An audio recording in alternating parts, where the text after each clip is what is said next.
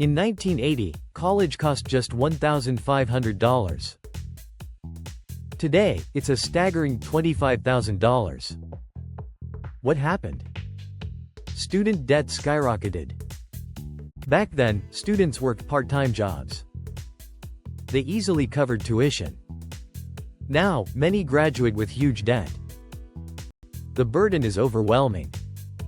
Why is this generation financially behind? Costs have soared without corresponding wages. Statistics show alarming trends in student loans.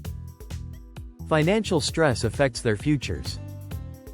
They delay buying homes or starting families. In summary, college costs have exploded since 1980. This generation faces a challenging financial reality. For more insights, subscribe to our channel.